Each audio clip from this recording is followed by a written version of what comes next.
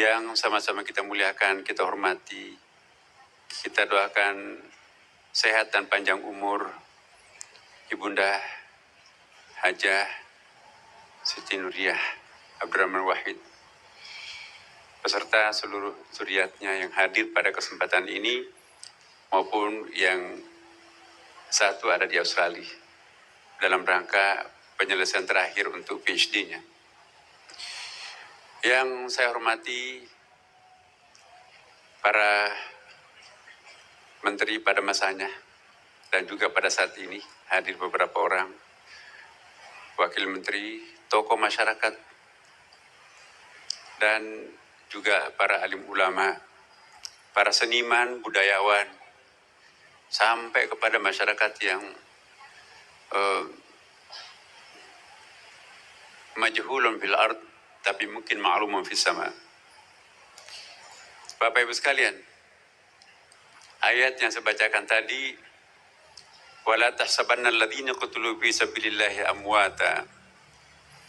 Janganlah kalian menyangka orang yang mati di jalan Allah, tetapi dalam tafsir Ibnu Ajibah dan beberapa tafsir yang lain banyak sekali pengertiannya apa yang dimaksud ayat ini.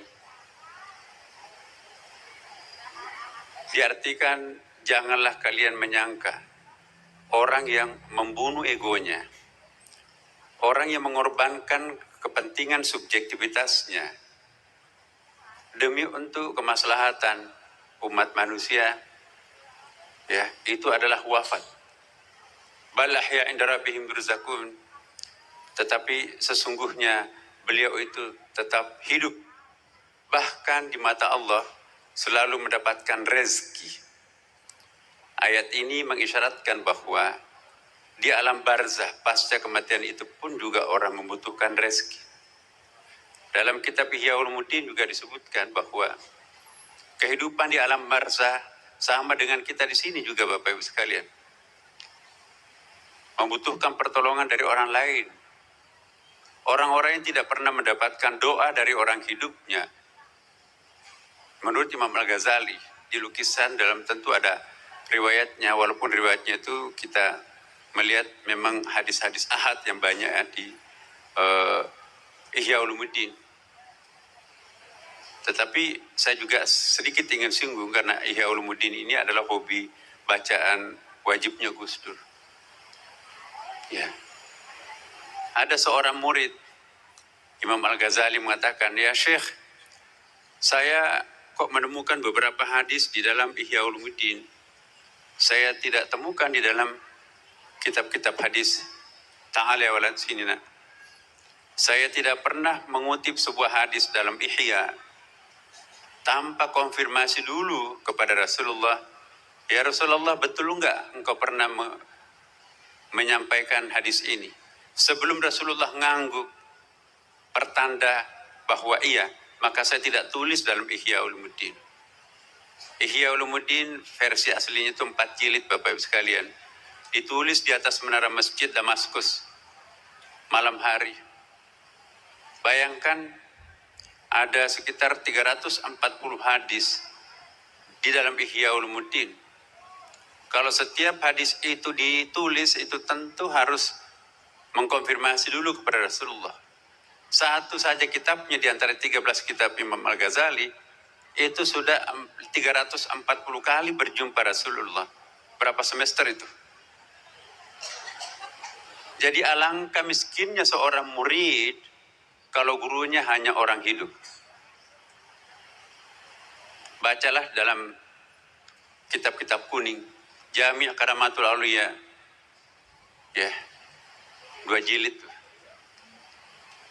Alangkah miskinnya seorang murid kalau gurunya hanya orang-orang yang hidup. Dan alangkah miskinnya seorang murid kalau gurunya hanya orang. Murid yang sejati juga mampu belajar kepada impersonal teacher, impersonal lecturer, guru yang bukan orang. Nah, di sini kita akan lihat Gus Dur. Saya juga termasuk beberapa kali ikut mendampingi beliau menziarahi makam-makam tertentu. Pengalaman gurunya Wali Songo Syekh Jamaluddin yang ada di Tosora, Kabupaten Wajo. Pertama kali ke sana itu nggak bisa nembus. Karena kita pinjam sedangnya Pak Profesor Masyihab, batunya sebesar kepala itu rusak itu mobil itu dan tidak bisa nyampe. Lalu datang lagi kedua kalinya, kita sudah siapkan jeep. Akhirnya ketemulah makam. Di tempat itu nggak ada yang kenal siapa sih sebetulnya ini Syekh Jamaluddin ini. Ya. Syekh Gus Dur pada waktu itu menyatakan inilah guru sejati daripada Wali Songo. Siapa yang memberitahu Gus Dur? Gus Dur nggak memberitahu.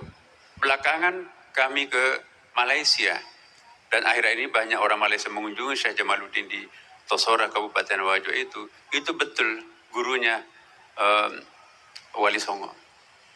Bapak Ibu sekalian, itulah Imam Al-Ghazali belajar pada Rasulullah. Bukan hanya Imam Al-Ghazali tapi juga Ibnu Arabi.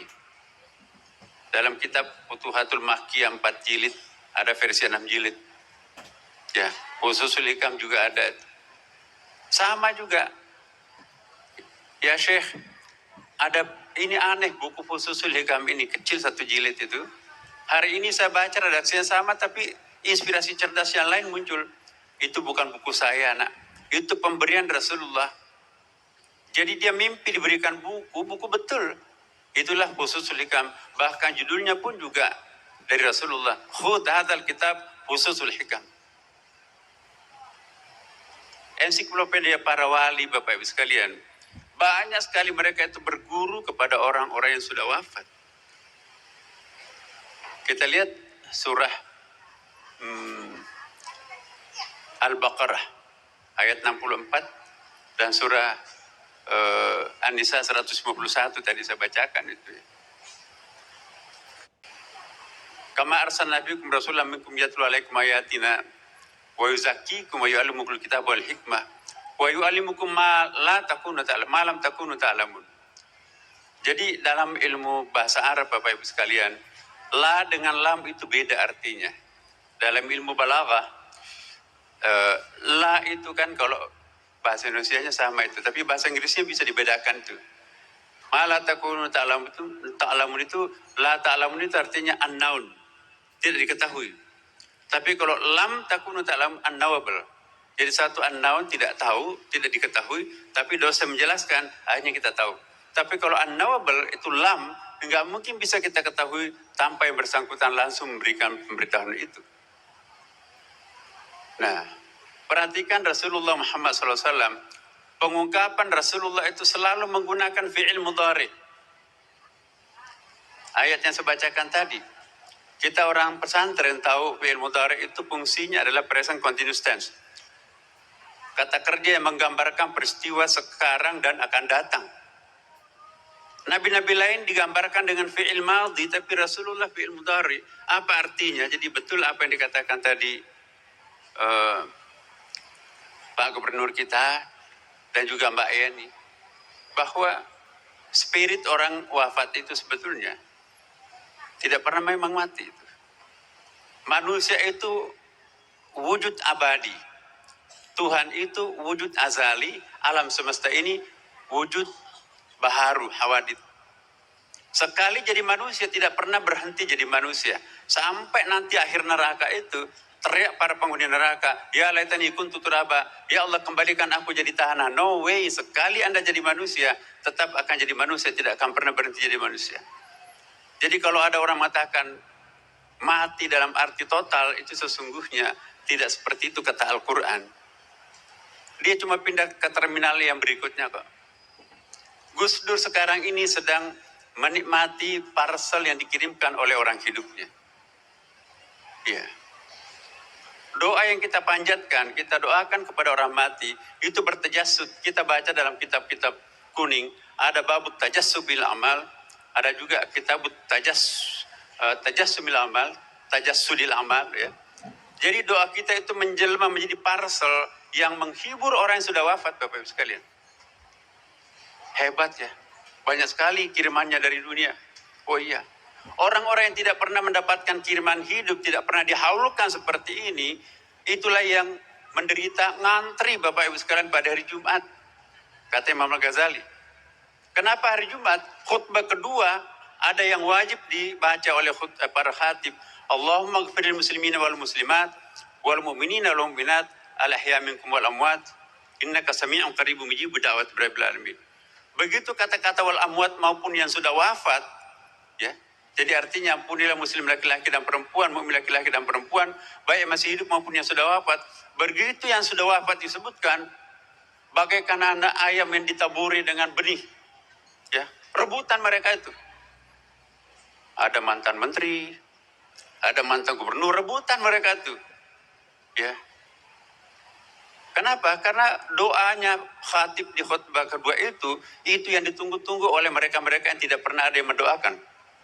Tapi banyak orang santai di situ duduk. Bapak Ibu kenapa nggak ikut rebutan? Saya nggak perlu rebutan. Anak saya di pondok pesantren, ya setiap habis salat waktu dikirimkan saya surah Al-Fatihah. Saya juga banyak anak, tapi nggak ada satupun yang mendoakan. Harta warisan saya diambil, dipoya-poyakan. Tidak lama kemudian, sebagian daripada yang santai-santai itu ikut rebutan. Bapak Ibu kenapa ikut rebutan? Kemarin tidak. Ya, anakku yang rajin mendoakan aku juga sudah wafat. Sedangkan cucuku yang kuliah di luar negeri, boro-boro berdoa, salat pun juga enggak. Nah kita di sini kita melihat tidak gampang untuk memperoleh jamaah yang sedemikian besarnya setiap tahun ini ke-15. Alhamdulillah saya nggak pernah absen ini di Haul Gus Dur ini. Ya.